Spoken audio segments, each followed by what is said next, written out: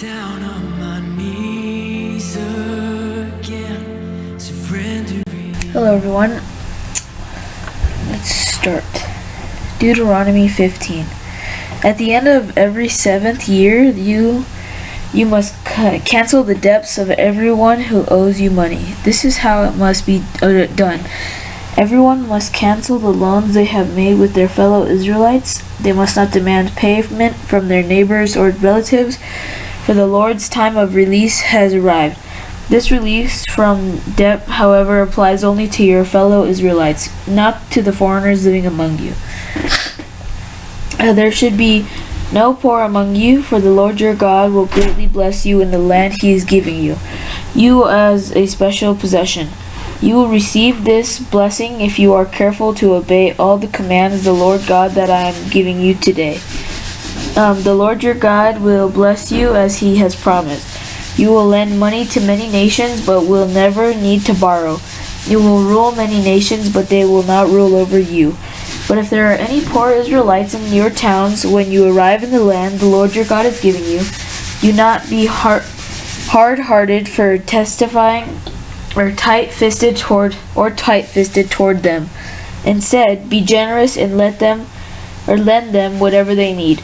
Do not be mean-spirited and refuse someone a loan because the year of canceling debt is close at hand. If you refuse to make the loan and the needy person cries out to the Lord, you will be considered guilty of sin. Give generosity to the poor, not grudgingly, for the Lord your God will bless you in everything you do. There always will be someone in the land who are poor. This is why I am commanding you to share freely with the poor and with other Israelites in need. If a fellow Hebrew sells himself or herself to you to be your slave and serves you for 6 years, in the 7th year you must set the servant free. When you release a male servant, do not send him away empty-handed. Give him a generous farewell gift from your flock, your threshing floor, and your winepress. Share with him some of the bounty with which the Lord your God has blessed you. Remember that you were once slaves in the land of Egypt, and the Lord your God redeemed you. That is why I am giving you this command. But suppose your servants say, I will not leave you, because he loves you and your family, and he has done well with you. In that case, take an awl and push it through his earlobe into the door. After that, he will be your servant for life, and do the same for your female servants. Do not consider it a hardship when you release your servants. Remember that for the 6 years they have given you your service worth double the wages of hired workers, and the Lord your God will bless you in all you do. You must set aside for the Lord your God all the firstborn males from your flocks and herds. Do not use the firstborn of your herds to work your fields, and do not shear the firstborn of your flocks. Instead, you and your family must eat these animals in the presence of the Lord your God each year at the place he chooses. But if the firstborn animal has any defect, such as lameness or blindness, or if anything else is wrong with it, you must not sacrifice it to the Lord your God. Instead, use it for food for your family in your own hometown. Anyone, whether ceremonially clean or unclean, may eat it, just as anyone may eat a gazelle or deer. But you must not consume the blood. You must pour it out on the ground like water. Chapter 16. Deuteronomy 16. In honor of the Lord your God, celebrate the Passover each year in the early spring in the month of Abib, for that was the month in which the Lord your God brought you out of Egypt by night. Your Passover sacrifice may be from either the flock or the herd, and it must be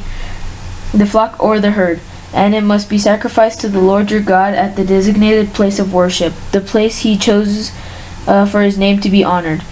Eat it with bread made without yeast. For the 7 days the bread you eat must be made without yeast. And when you escaped from Egypt in such a hurry, eat this bread, the bread of suffering. so that as long as you live, you will remember the day you departed from Egypt. Let no yeast be found in any home throughout your land for those 7 days. And when you sacrifice the Passover lamb on the evening of the first day, do not let any of the meat remain until the next morning. You may not sacrifice the Passover in just any of the towns that the Lord your God is giving you. You must offer it only at the designated place of worship, the place the Lord your God chooses, for his name to be honored. Sacrifice it there in the evening as the sun goes down on the anniversary of your exodus from Egypt. Roast the lamb and eat it in the place the Lord your God chooses. Then you may go back to your tent the next morning. For the next 6 days you may not eat any bread made without yeast. On the 7th day proclaim another holy day in honor of the Lord your God, and no work may be done on that day. Count off 7 weeks from when you first began to cut the grain at the time of harvest. Then celebrate the festival of the harvest, to honor the Lord your God. Bring him a voluntary offering in portion to the blessings you have received from him. This is a time to celebrate before the Lord your God at the designated place of worship he will choose for his name to be honored. Celebrate your sons and daughters, your male and female servants, the Levites from your town, and the foreigners, orphans, and widows who live among you. Remember that you were once slaves in Egypt, so be careful to obey all these decrees. You must observe the festival of shelters for 7 days at the end of the harvest season, after the grain has been threshed and the grapes have been pressed. This festival will be a happy time of celebrating with your sons and daughters, your male and female servants, and the Levites, foreigners, orphans, and widows from your towns. For 7 days you must celebrate this festival to honor the Lord your God at the place he chooses, for it is he who blesses you with bountiful harvest and gives you success in all your work. This festival will be a time of great joy for all. Every year, every man in Israel must celebrate these 3 festivals: the festival of unleavened bread, the festival of harvest, and the festival of shelters. On each of these occasions, all men must appear before the Lord your God at the place he chooses. But they must not appear before the Lord without a gift for him. All must give as they are able, according to the blessings given to them by the Lord your God. Appoint judges and officials for yourselves from each of your tribes in all the towns of the Lord the God is giving you. They must judge the people fairly. You must never twist justice or show partiality. Never accept a bribe, for bribes blind the eyes of the wise and corrupt the decisions of the godly. Let true justice prevail, so you may live and occupy the land that the Lord your God is giving you. You must never set up a wooden Asherah pole beside the altar you build for the Lord your God. You must never set up sacred pillars for worship. The Lord your God hates them. Okay, now we are on chapter 17. Never sacrifice sick or defective cattle, sheep, or goats to the Lord your God, for he detests such gifts. When you begin living in the towns the Lord your God is giving you, a man or woman among you might do evil in the sight of the Lord your God, and violate the covenant. For instance, they might serve other gods or worship the sun, the moon, or any of the stars, the forces of heaven, who I strictly have forbidden. When you hear about it, investigate the matter thoroughly. If it is true that this detestable thing has been done in Israel, then the man or woman who has committed such an evil act must be taken to the gates of the town and stoned to death. But never put a person to death in the testimony of only one witness. There must always be 2 or 3 witnesses. The witnesses must throw the first stones, and then all the people may join in. In this way you will purge the evil from among you. Suppose a case arises in the local court that is too hard for you to decide. For instance, whether someone is guilty of murder or only of manslaughter, or a difficult lawsuit, or a case involving different kinds of assaults. Take such legal cases and to the place the Lord your God will choose, and present them to the Levitical priest or the judge on duty at that time. They will hear the case and declare the verdict. You must carry out the verdict they announce and the sentence that they prescribe at the place the Lord chooses. You must do exactly what they say. After they have interpreted the law and declare their verdict, the sentence they impose must be fully executed. Do not modify it in any way. Anyone arrogant enough to reject the verdict of the judge or of the priest who represents the Lord your God must die. In this way you will purge the evil from Israel. Then everyone else will hear about it and be afraid to act so arrogantly. You are about to enter the land the Lord your God is giving you. When you take it over and settle there, you may think, we should select a king to rule over us like the other nations around us. If that happens, be sure to select as king the man the Lord your God chooses. You must appoint a fellow Israelite. He must not be a foreigner.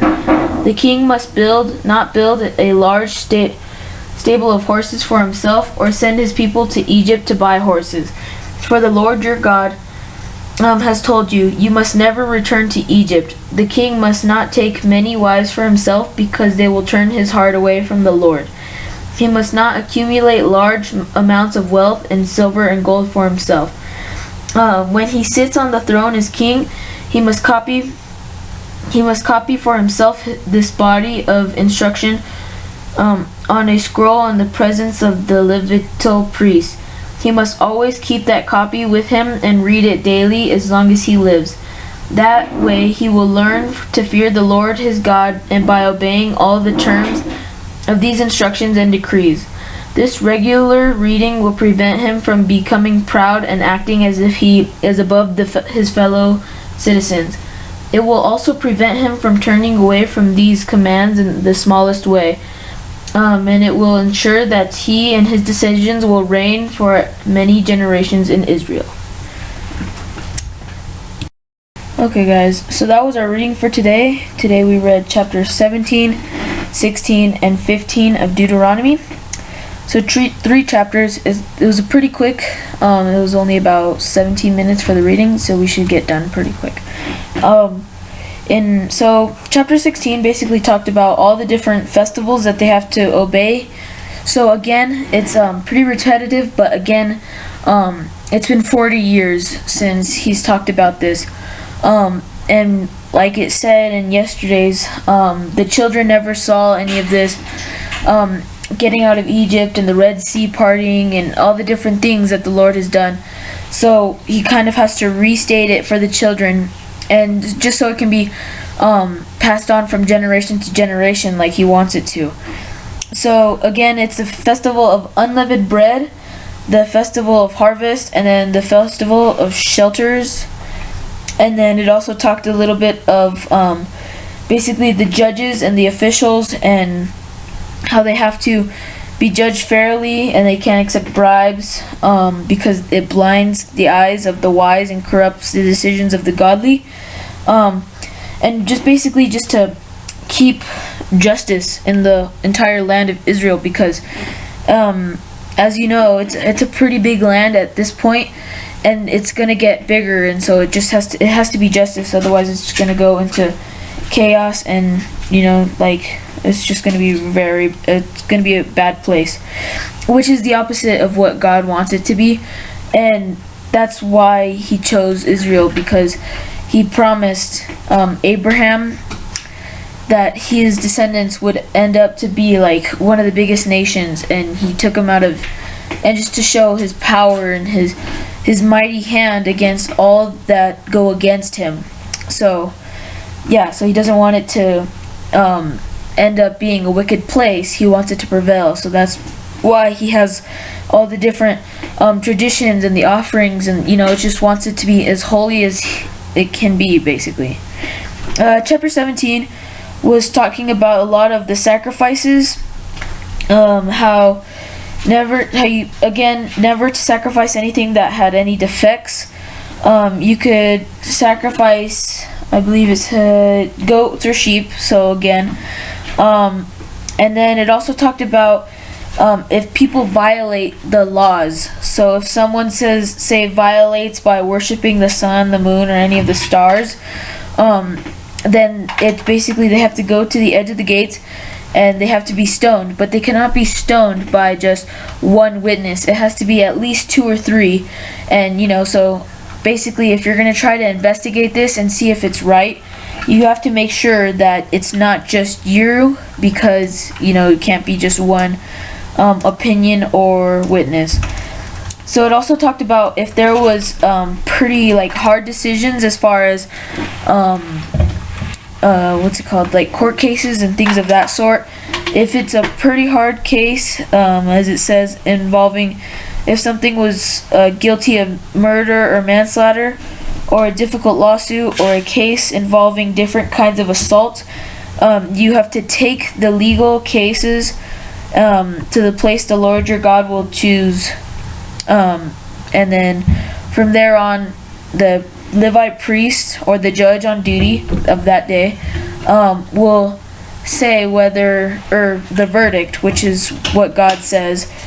And then it also talked about if anybody basically goes against that verdict or says anything otherwise, and they're arrogant, then the people will have to basically, or if they modify it in any way, the person that does that will die. And that's just again to keep the evil out, because again it is a giant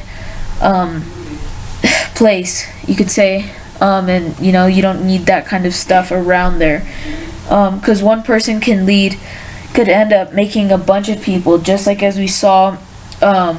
I forgot exactly what their name was, but they made a bunch of followers and they ended up getting swallowed by the earth into the ground, and there was over 200 followers that were going against God. So just again, it's not that God hates those people, but in other words, he kind of does, because he does not want it there in the area. That's not good for it. Chapter 18, it talked about gifts basically for the Levites and the priests. Oh wait, we weren't reading chapter 18, sorry. So that's pretty much it for today, guys. Hope you enjoyed. Comment, like, subscribe, and yeah, see you guys all tomorrow. Bye.